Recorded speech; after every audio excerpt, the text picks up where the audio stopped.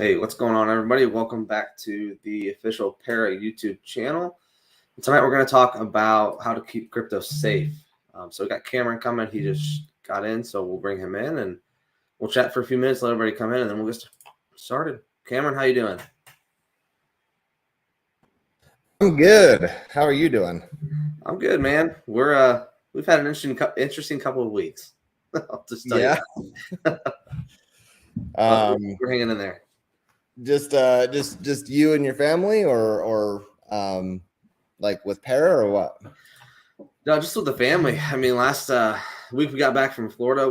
The kids were all sick. My wife was sick, and then I got sick last weekend, and then we went like 4 or 5 days without anybody getting sick, and which was great. And then Friday night, our oldest started throwing up again, and so it just one of those things. Sometimes that's just how it be. Yep. Dang, man. Well, hopefully everyone's on the mend soon. Yep. Yeah. So far we've been what's today? Saturday. So I guess almost 48 hours without anything. So hopefully that's a good sign. Definitely. Well, good deal. The Zorg haircut. Love it. Yeah. I know my wife. So my wife, she goes, hey, I really like that comb over hair. I'm like, oh, really? Is that what we're calling it, as a comb over? I'm like, I don't think that can ever be a genuine compliment. She meant it as one, but I'm like, what? A comb over. I guess it depends on how she said it. But she was serious, but I'm like, I think you need to change up your phrasing. Maybe a little bit. Maybe make it seem a little bit more sincere. Yeah. Hey, Mom, Rad, and Banker. While everyone files in, I'm gonna be right back. I've got my cup of coffee over there. I just gotta grab that real quick. Sounds good. Broderson, welcome. So it was pretty exciting. Was it yesterday? I do believe we had an 11 ETH buy total right here. So that was pretty awesome. Nice green candle that we had.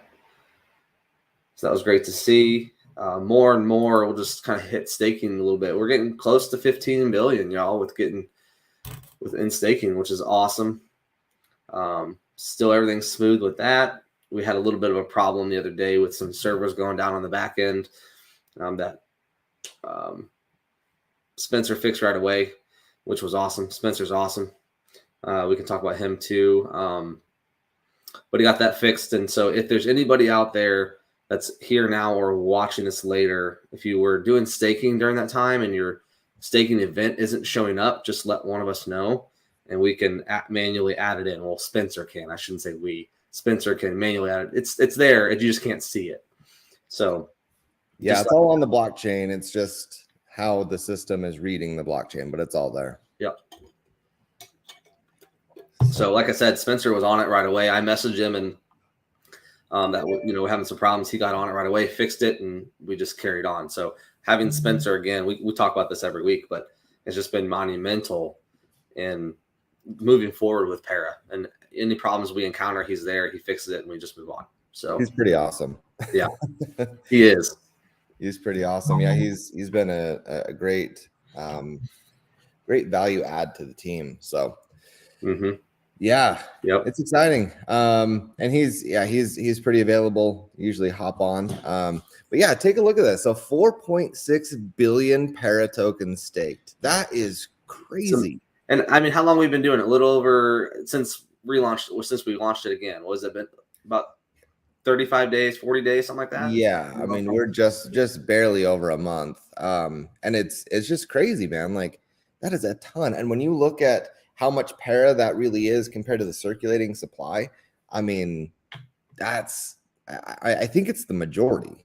It's only 50 billion supply, so it's just crazy. It's incredible. The community that we have with Para is awesome. Anytime there's a little bit of a problem, everybody's just real patient, understanding, and this shows you right here the commitment that everybody has to this project. That's a lot of Para staked, a lot. And then NFTs, 945. Wow. Yeah. I wonder how many have been sold. I wonder how many preppers have been sold. That's something we have to We'd have How to many check have been on. sold versus how many are staked? Yeah, I can try and pull it up and see real quick, but yeah, I don't have those numbers off the top of my head We'll have to find it out. That'd be interesting to know. for sure. Yeah, so I think for today we wanted to talk about like security and Yep. and stuff like that. I mean, where do you want to start? I think cold wallets would be a good place to start. I think Mm, that's I just saw yesterday somebody had gotten hacked. Don't know what happened, and they had gotten thousands of dollars taken out of their wallet. So it kind of depends on what you're doing, obviously. But cold storage wallets. I had a friend of mine that had another hack, and he's been doing it for 4 or 5 years and doesn't know how it happened. And luckily, it was he keeps most of his stuff in a ledger, but this MetaMask he got hacked into, and they took some stuff out of it. So I think talking about cold storage of some form, I think is a good place for us to start today. for sure. Yeah, for sure. I'm still trying to find out how many parapreppers there are. I'll talk about it a little bit. So a cold storage wallet is something that's going to be offline a majority of the time. If you have long-term plays or you're not planning on selling for a while, one very popular device is a ledger.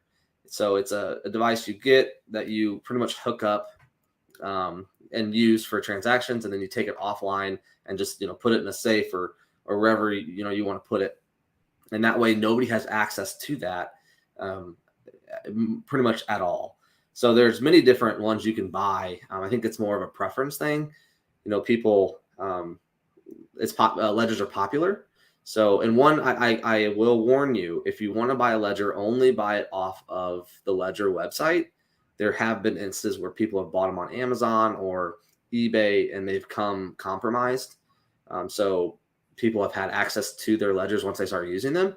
So I would highly recommend just buying it off the ledger website. And same with anything else. I think at this point, it's just a little bit more, it would make me feel better buying it off of their actual website. But those are very popular. I'm trying to think of other ones at this point. Yeah. Ledger's the main thing that I use, and they've got I mean, they have like a 3-pack, which is kind of cool. So like even if you and some friends even want to go in on it and split it, I think it comes out to like $50 a pop. I mean, obviously we have no tie to Ledger, but that's what I use. And what it is, so keep in mind when we talk about cold storage or something like that, it's more of an idea. Everything is on chain. Everything is going to remain on the blockchain. You can't remove anything from the chain and then put it back later by connecting to the internet or something. Really, what we're talking about is you have a physical device that requires you to accept and accept or reject a transaction in person. So instead of just clicking, swap or something on your MetaMask, which anyone that has access to your MetaMask can do, you have to have the physical device that allows you to put in that command. And so when that function is then called, then you're able to, trade and swap. So it really gives you control. And even if it's compromised, they can't do anything unless they have the physical device. Yeah. So it's pretty cool. And if you lose it, you still have your seed phrase like you do with MetaMask. And as long as you have that, you can buy a new device. Let's say that your ledger gets run over or lost or something. You can buy a new device and put in your seed phrase and pull everything to that device, and then you'll be able to work with it there. So it's a small price to pay for that much security. Yeah, I agree. And again, it all revolves around that seed phrase. That's going to be the most important part of any wallet that you own, is making sure that's secure, having multiple copies of it in different locations, not keeping it on your mobile device. I mean, there's a lot of people are getting very inventive these days on how to access information. So, copying it to, the cloud and stuff like that, that's not advisable either. So, anything written down is obviously going to be more secure than keeping it somewhere digital. Yeah, that's right. Another good option too is a multi-sig wallet, because again, you need some other type of signature. So if you have, even if you are both signatures, but you have two MetaMask wallets, it's a little bit of an inconvenience. All of this is a slight inconvenience, right? But what it provides you is that security. So having a multi-signature, now you're required for both wallets to sign off before you can execute a transfer or something like that. Yep. And the benefit of that is obviously if one gets compromised, well, at least you have the other one that isn't compromised. One wallet, if it's compromised, and that is all online. So if you use like Gnosis or something, one of these multi-sig safes, then you can have access on multiple computers, and you don't need a physical device. So that's another option that's pretty good. Yeah, and I'll tell you what Para does, because I'm a nut about this. With our multi-sig, I use a ledger to confirm on the multi-sig. So nice. we're double encrypted. Yeah. And Banker, I'll get back to the MetaMask part, but I want to go to this one first. My thoughts on using an old stripped down smartphone. So 2 things. iPhone is one of the most secure devices to use. So if you were to do it, that's what I use. Personally, I use an old iPhone. It has no service on it, no SIM card. It's only used on Wi-Fi only, and I only use it, power it up, do a transaction or send something, and then I shut it down, take it off Wi-Fi. So that's what I personally use. To me, it's personally easier for me to access it than a ledger. I've used a ledger, but again, this is my personal opinion. Androids are, from what I've researched and read, they're not as secure as an iPhone. So keep that in mind if you're going to use that way. But again, using it off network. So, but that's what I do. I just had an old one laying around, and that's what we decided to do. That's something I haven't actually tried, but yeah, I mean, and I guess maybe the trade-off is, so it might be more convenient because the ledger can be a pain. Some of these transactions, when you go to approve it, there's like all these individual little functions that you have to do. So you have to accept it, and then you click over, accept it, click over, and you do it like 27 times, which is a pain in the butt. So it might be easier with the iPhone. The thing that you don't have to worry about when it comes to a cold storage wallet is you can leave it plugged in, you can leave it connected, and there's still no vulnerability. Right. So I agree. I don't know. I've never used the phone. I know a lot of people do that, and I mean, from what I understand, it is secure. Yeah. And like I said, I only use mine when I turn it on to use it for crypto. So, but yeah, it's just another option as far as having something that you don't have to buy and something you're familiar with too, to use. Yeah. So, there's some cool, and I see that there's like, so Rad says don't keep passwords in emails and stuff, and that's really important. There's some good services. We use one. I guess I won't.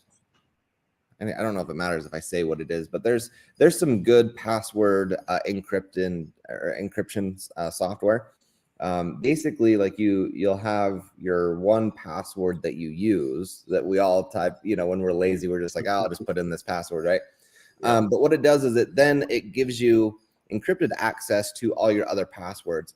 And so when you go to set up an account on a new website or something like that, it'll automatically log your username, so email or username or whatever it is, and then it'll generate, like, it can be like a 4-digit all the way to like a 27-digit like encrypted password. You don't even have to know it, right? You don't save it to a web browser, because saving passwords to a web browser is extremely unsafe. Like, that's the most most exposure you could get, probably on the same type of like danger zone as far as like keeping passwords and emails. So don't save things to browsers. But anyways, then it just generates it, just puts it in. But you can also put in credit card, you can put in seed phrases, you can do all of that as well. And it's still kept safe in this like high encryption type of thing. And I'll say, as far as emails go, Proton Mail. If you haven't used Proton Mail, I really like it. They've got a nice app, and and that's all encrypted. So end-to-end user encryption. So if you are sending sensitive information, that's a good service to use. I'll have to look into that. Mm-hmm. So this is an interesting question. Now, I don't use MetaMask, but only for like NFTs and stuff for projects that only require it. And so how to keep it secure, that's an interesting question. Some other research that I've done, it's also one of the most hacked wallets out there. And I don't know why that is. If it's actually true, that's just what I've heard. So I don't use it for that reason as far as my main wallets, but I don't know if Cameron has any insight onto this as far as how to keep it more secure, but it does seem to get hacked more than others. And that could be interesting to see why. It could just be virtue of that it's probably the most popular wallet out there, right? Yeah. So I mean, by sheer numbers, maybe it just has dominance because people are doing that. And I know that there are super smart computers that can be pointed at certain addresses, and they'll just try generating one private key after another until they have access, especially with an account that has a ton of money in it. Yeah. So really what it comes down to with MetaMask or any like in-browser type of wallet or pure online wallet, it's going to be what sites are you connecting to, right? Yep. Don't connect your wallet to sites if you don't have to. Don't connect it to apps if you don't have to, because even if it's a trusted site, maybe they have a vulnerability that you don't know. It's really interesting, but there are bots that go through, and I forget what they're called, but I was learning about this. Like when a developer is creating and developing something, these bots will recognize that because it'll be on some, URL that it's being developed on, and they'll layer in code in this development process and then build themselves in like a back door. And they just do it randomly, just across all these things being developed. And there was a couple things. I think Target, oddly enough, I think Target was one of these companies that they came susceptible to, or they were susceptible to this. And all of a sudden there's just this back door that they didn't catch. So there's all this like interesting type of hacking stuff. So yeah. Connecting to sites, only connect to sites that you have to, and of course are trusted, and limit doing that. The other big kind of importance thing, don't, like, at least for me, a common practice is like spread your money out between different wallets. I mean, it's another pain. Personally, I have, I think, 75 MetaMask wallets.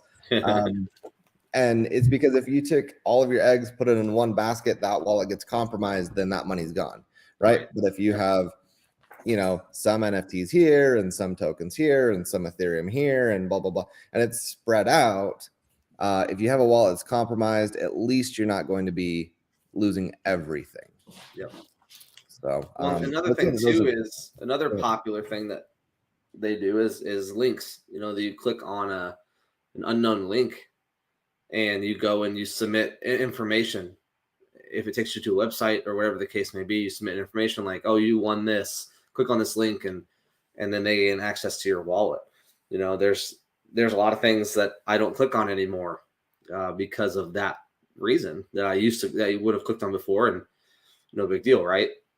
But that seems to be still a big problem as far as people doing that. Yeah, it is. And also like dust tokens. You don't want to interact with tokens that you haven't actually purchased. So if they just show up in your wallet, that's an issue. And if you go through and approve those tokens or mess with those tokens, then you could actually be granting whoever sent you those tokens access to your wallet to do whatever they want. So Rad brought up revoke.cash, and that's a good site to take a look at. You can kind of see, but basically what it does is it'll give you, from what I understand, it'll give you a kind of an understanding of these tokens and allowances. And I think you can go through and manage permissions. So it's another layer of security. So check that out as well. Yeah. And, as far as the dust tokens, they're doing NFTs now as well.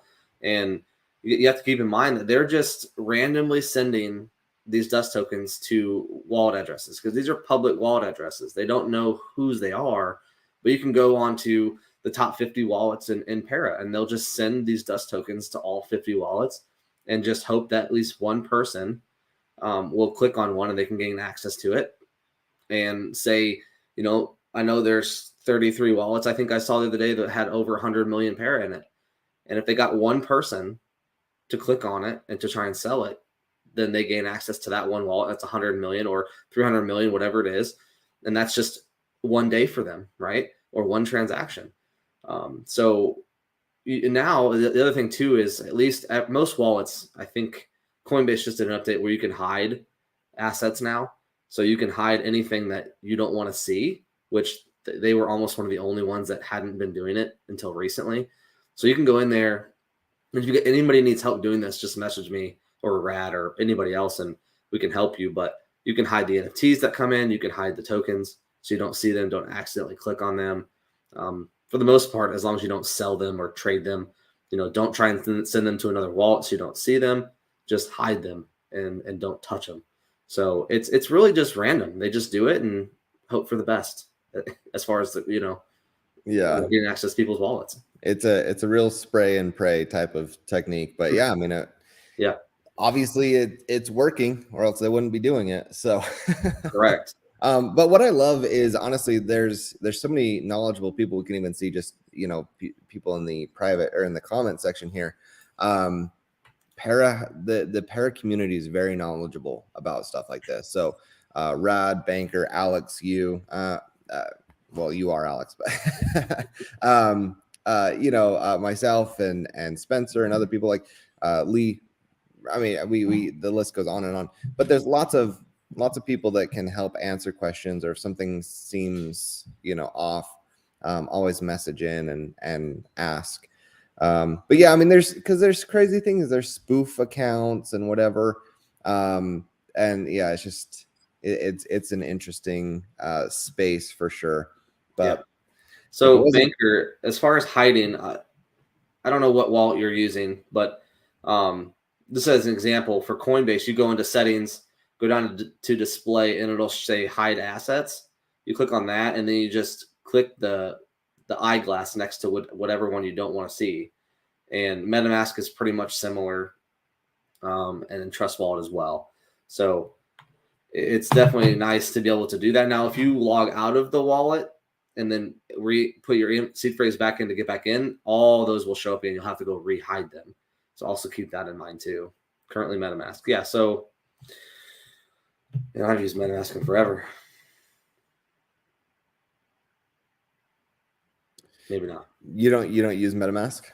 I use it for like NFT projects that you have to have it for. So it's a very popular wallet to use as far as that. I think Coinbase is a little bit more difficult to integrate, from what I've heard from Lee. Like doing during the token portal, that was harder for them to implement the Coinbase wallet into there. Mm-hmm. So a lot of NFT projects you can only use a MetaMask wallet. They don't use Coinbase or Trust. They just use MetaMask. So that's really the only thing I use it for. There is a function on MetaMask. If you go through, you can look at your assets. You can find a token, click on that token. It'll then open it up. So it'll say, you have X amount number of this token. Then there's the three dots just in the top right-hand side. You just click that and it says hide whatever the name of that token is. Yep. Click that and you say hide. You can always import it again and kind of undo it. But yeah, MetaMask has that feature as well. So you can just hide all of these. Yep. Yeah. I mean, I think MetaMask is, I see it was like better option than MetaMask. Realistically, there are a lot of good wallets out there. Coinbase has their wallet, but you also have Trust Wallet, which is pretty decent. All this, but I guess ultimately, like I like the Ledger, because you can use the Ledger. They generate the wallets. I mean, you can still import those into your MetaMask if that's convenient for you. Yep. You can import it, but I don't know. I use MetaMask. I'm fine with that, but I'm sure there's plenty of good options out there.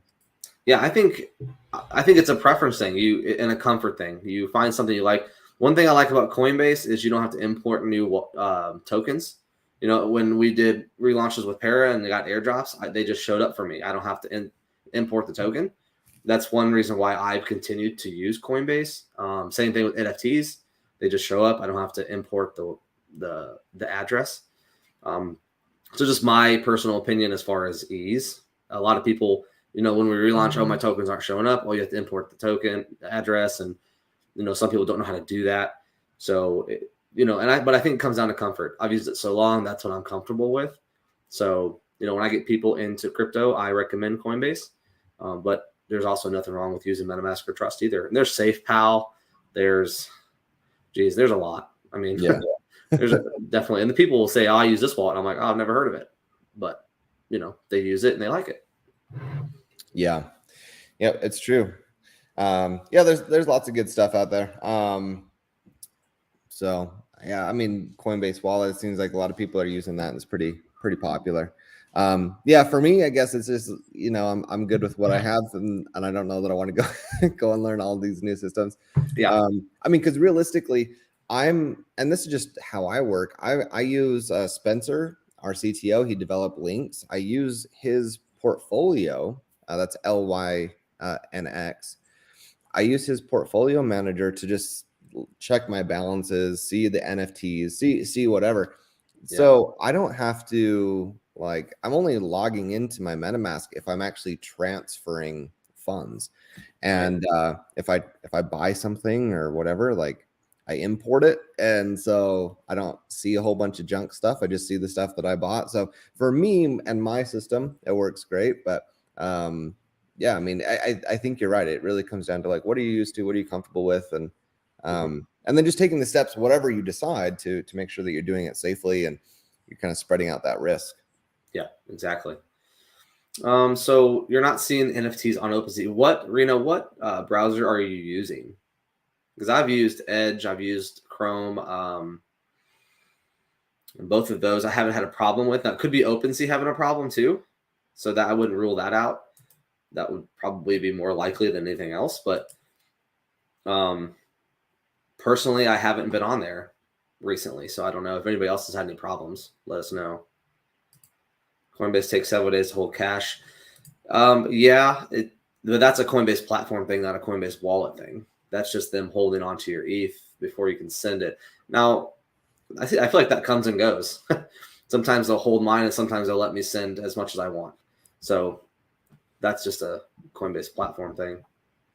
Yeah, it's true. Matter of fact, I'm sitting here. I moved some money into the Coinbase, and I'm like waiting. I moved it in Tuesday. I'm sitting here like, oh man, it's still just pending. And so, yeah, it's a pain in the butt. Matter of fact, I would love some recommendations. Like how are people putting, USD into ETH and being able to trade it on chain quickly? Because all I know is going through Coinbase. Yeah, that is a good question, because that's really the only way that I think a lot of people do it, right? I mean, that's what I do. But yeah, I mean, some, because you can buy on MetaMask, you can buy on Trust Wallet and stuff like that. You can use MoonPay. MoonPay, yeah. Sometimes for me, I don't know if it's my bank or my card or whatever. Sometimes it's a real pain in the butt. It won't go through. It won't process. And maximum amount, you can only do $500 at a time, anyways. So I've just found, like, if I'm doing a larger transaction or something, like, Coinbase is just easier to work with. But yeah, I would love something like, I was looking at change.now and I almost use them because I think it's instant, but it was way more expensive. Like, I think the spot price that I was getting if I would have purchased using change.now, or sorry, changenow.io, like the spot price on Ethereum that they gave me was like $100 more than what it was actually reporting. So it was a pretty steep fee, I felt.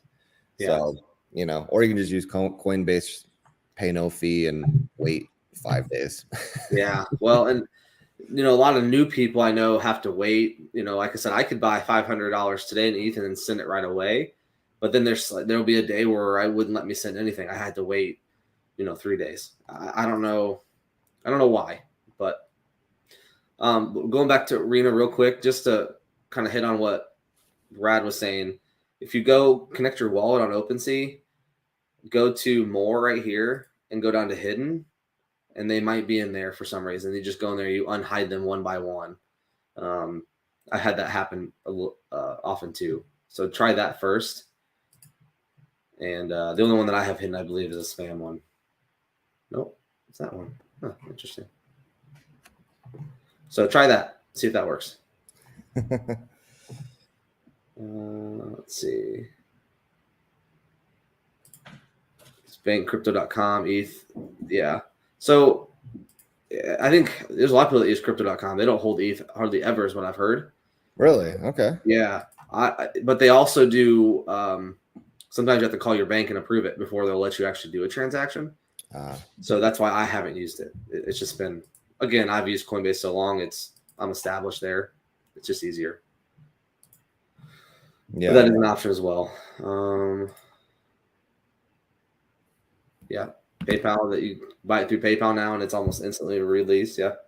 So with PayPal, can you do it on chain? Because I know it was like, I think when PayPal started, or at least when I looked into it, like initially, and same with like Venmo and some others, it's like you could buy it and hold it, but you couldn't send it to anywhere. Like you could only send it to other people, like on Venmo or PayPal. So can you move it off chain? That's a good question. I don't know. I haven't used the PayPal option. If you can, that's pretty awesome. It is. I guess we'll see if Rad has any. Although I have my own beef with PayPal, so maybe I don't want to give them money. Yeah. Yeah. Awesome. So something we talked about last Wednesday's huddle is the DAG. So we've been talking about building the DAG with Para for a while now. And you know what's so amazing is we as a team were able to actually test the DAG and run transactions through and then see it on DagScan, which is like our Etherscan, and lightning fast, super fast. Like you do the transaction, and by the time you go check it on DagScan, it's already logged. So yeah, it's super fast and really inexpensive. So I mean, there's things that we're still testing and figuring out, and it's a whole process. We have to build a wallet for this as well, but yeah, what a big step forward to actually have the DAG, have it be working, do test transactions, see it working in DagScan. Yeah, see the DagScan. Yep, it's a big milestone to hit as a business. So yeah, we're really excited for that. I mean, just seeing it really unlocks so many options to us. I mean, the potential and being able to scale this out and do different things with it. Obviously, the big thing that we want to do is have it as a point of sale service. So when you go to some merchant, you're buying gas, you're buying groceries, you're doing whatever you're doing. We want it so you take your phone or whatever, beep, like Apple Pay, but you can pay with whatever crypto you want. And it's fast, it's cheap, and benefits the merchants and all that. So it's pretty incredible. Really excited to see how it gets implemented, because the point of sale system is one clear way, like option and utility, but there's so many things that I think will be discovered in the future as well. Yeah, I agree. And I think the biggest thing that a lot of people kind of forget to talk about is the difference between the blockchain and the DAG. The blockchain really wasn't meant or designed to do what the DAG's going to do. Do you want to sit there and at the Walmart checkout and wait for 5 minutes possibly for your blockchain transaction to go through? No, the people behind you don't want to do that either. So that's the DAG is, lightning fast. And the other thing too is cheap. Blockchain transactions can get expensive. We saw early this year where they were in the hundreds of dollars just to buy a crypto. Also the scalability of the DAG, not having to wait for transactions to go through. It could just go around it and find the path of least resistance and continue on. There's a lot of things that are beneficial for a DAG to do for payment processing, POS systems. Crypto blockchains just weren't designed for that. So no, yeah, they really aren't. And yeah, I think we've all had it where we're sitting there and we're like, whether there's a lot of volatility or gas is changing or whatever it is, and you're sitting there and you're like, this transaction that's supposed to take less than 30 seconds is going on like 15 minutes, 20 minutes, an hour. And you're like, I can't cancel it. I can't do anything. Like, I'm just locked in here until it decides to time out, and then I can try it like tomorrow. So the thing is, so that you have the little coin on the display that's turning around, that kind of web feature, it's a really accurate icon for what we're doing, right? Because a blockchain is one block to the next block to the next block to the next block. So that's why it can get bogged down so easily, is that everyone's trying to cram in their transaction into the next available block. Yep. With the DAG, it just takes whatever pathway is most expedient, and we actually don't have blocks. It's really interesting. So like looking at the DAG scan, you don't have blocks. No. I don't want to get into what we have because I don't know if it's like proprietary. We want to keep it secret or whatever. But yeah, there's like a whole new system to kind of keep track of this, and it's really cool. It's really interesting. But yeah, it's not a blockchain. It's like blockchain 2.0. Yeah, people say, why are you doing a DAG bridge? Why don't you just do a blockchain? It's like, well, the DAG bridge is it's like we tell it is a blockchain. It's just different. It's just different. It does the same functions. It carries out transactions just in a different manner. If there's a problem here, your transaction is going to go here instead and go around it. I mean, that's basically the function. On a blockchain, it can only has one path to go now. Yep. So, yeah. But the banker, thoughts on moving wallets in-house. So Cameron can elaborate on this, but there is going to be a wallet for the DAG, more or less. Yes. Yep. So how that gets implemented in the future, it's going to be like something to be determined.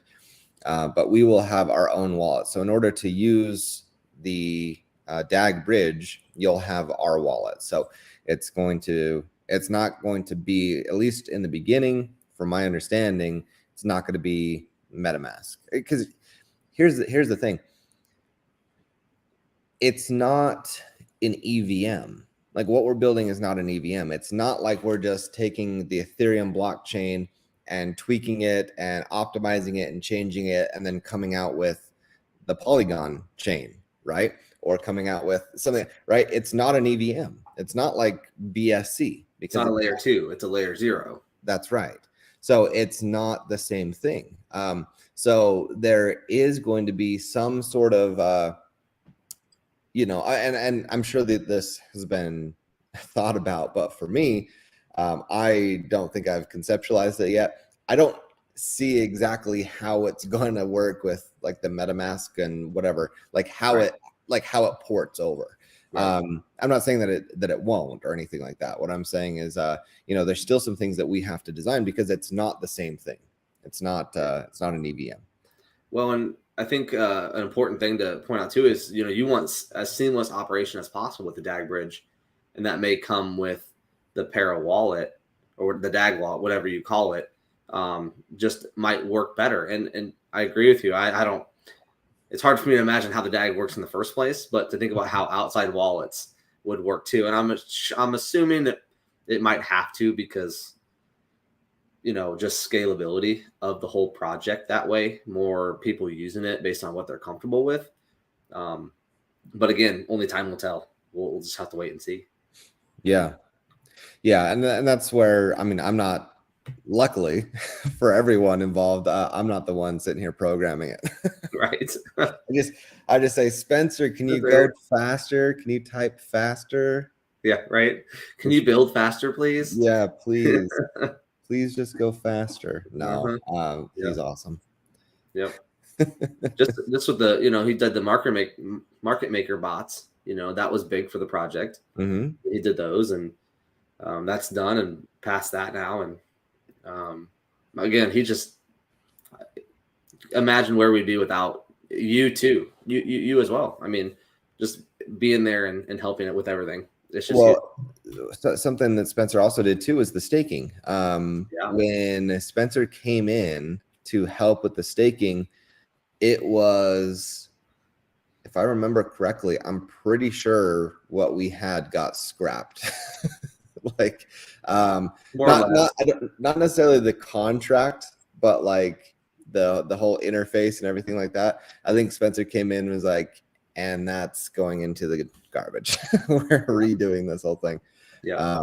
And now it's obviously working great, and it's a fantastic platform and simple to use. You see your benefits, or you see your rewards, and all that. It's just really cool. Yeah. So he does a great job.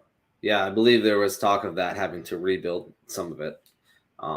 But again, like I said, I think it was a saving grace going forward, the problem that we had, because all the problems that we were having are now gone. We don't have any of those problems anymore. They're all fixed, and it's seamless, it's more functional, it's quicker, and we're not having to manually change things. So just knock on wood, by the way. Right. And anything's possible, but just having somebody on the team in-house to be able to do that in this country on, a relatively simple time zone also helps big too. Not waiting, they're sleeping right now, we gotta wait till they get up. Yep. No, it's awesome. And really what it comes down to is communication. This is what the team is so strong with. Team's communication is on point. And being able to really understand and discuss ideas, because so when building any business, until the rubber hits the road, all you have is a theory. You have a hypothesis. Even with product development, you're like, well, I think people want it. So you do things like user interviews and whatever to try and figure out, are you solving the right problems, the problems that need to be solved. When you're working with someone that is not on the team, someone that is across the globe, I'll tell you, the care and the communication and the time to get it right and whatever, it is not the same thing as working someone that is on the team, involved, is vested in the success of the business. And so it makes all the difference in the world. Motivations are different, so but I think the banker's telling you to tell Spencer not to sleep anymore, just to get everything done. You don't even have to tell him that. Listen, I think he has 2 puppies, he has a newborn, he's building many things for us. I think sleep is like something that, it's like one of those, it's like the lost city of Atlantis. Like maybe it used to exist, we're not really sure. He could be sleeping while he's coding now. You never know. Hey, you know what? That's not so bad. I mean, that's really making money while you're sleeping. No joke. No, he's awesome. So I'm trying to think if there's anything else we missed. Does anybody have any questions about as far as crypto security? If there's anything we didn't cover, which I'm sure there is, but just let us know. Send us a message, or MG and I talk all the time. So if you guys have any questions, Banker, you too, you're more than welcome to message me, and anything you guys have questions about, and we get them answered. But Lee was in Abu Dhabi last week. Haven't heard anything about it yet, but I know everybody. I'm surprised nobody has mentioned it, especially the banker. But I'm excited to hear what happened and how it went, and I hope you've heard. Well, that was a good show. See you later. Bye. Just kidding. It's not that we have to talk about it, but it's just be exciting to see what comes of it. I agree. Yep, it'll be exciting to see what comes of it. That's a good place to leave that. No, honestly, Abu Dhabi. I talked to Lee. He's like, this is my second home. He loves it there. He's got great connections, great friends. So and he owns other businesses outside of Para. So he wasn't there just for Para, but it was, from what I understand, it was a really good trip, and it'll be interesting to see what comes of our relationships in Abu Dhabi. Yeah, I agree. And things are getting interesting over there, Dubai and things like that, as far as crypto goes. There's been some big announcements over there. So, it's a big hub for crypto. Yeah. Yep. Soon. Yep. Soon. Yeah, we'll hear. I'm sure we'll hear. It's the weekend. I messaged him, just said, glad you're back safe and have a good weekend with family. It's his time. He's been gone for a week now. And so I'm sure we'll hear from him next week and try and get that information as quickly as we can. Yeah. Yep. Well, Wednesday we have our weekly team huddle, so I'm excited to really catch everyone up and see what Lee wants to discuss Wednesday. So make sure to be there, be square. That's on our Twitter account. So if you're not on Twitter, go create a Twitter account, follow Paraworks. Make sure you're following the right Paraworks. Jeez. Right. There's a lot of imposters out there. But Wednesday, come join our weekly huddle. Yep. And like the video, guys. If you haven't, obviously most everybody probably has subscribed to the channel, but we're trying to grow this and we're trying to do this every week. Obviously, life happens sometimes, but I think as things get released and things get bigger, we'll need to do this at least once a week, along with the huddles too. There's going to be a lot of information that we're going to need to get out. So, and the questions to answer and different people being available at different times. So, if there's something else you guys want us to cover on a Saturday and else you want to talk about, let us know. But yeah, we'll keep doing these. There's a lot of cool things happening. It's interesting because quite honestly, as far as how business goes, we're like cruising. As far as crypto goes, we're like crawling. So crypto is a fast-paced, exciting, it's just a fun world. It's a fun place to be in. I mean, I saw on the Telegram, Bobby Buybot, and someone came in with like $17,000, 10 Ethereum buy. I mean, It's just fun. It's moving, charts up, charts down. I mean, we're pumping right now as an entire market. So it's incredible. But the other side of things is we're not here as a project. We're here as a business, and what we're building is it takes the real foundation and the real due diligence and work so that we can have a long future. So it's real world utility is big. A lot of projects speak of utility. It's kind of a sore subject for me because a lot of it, Para is really focusing on how it's going to affect the community and holders, bringing value and things like that. So this is definitely one project that is doing that. It's focused on the community and how it's going to, bring value to the Paraworks token. Absolutely. Yep. To the token, token, to the holders, to everyone. So, and the vets. I mean, so Rad has the comment here, 2 Saturdays away from the Extreme Couture. This is Randy Couture's GI Foundation fight. It's the Operation Knockout at the Circa in Vegas. So that's a charity fight, 100%, which is really cool because a lot of charities don't do that, but 100% goes to help veterans and service members and their family. So, it's not just having a token and having the chart go up and green candles and riding it, Lambos and all that stuff. Though it is, I mean, it's definitely a part of it, right?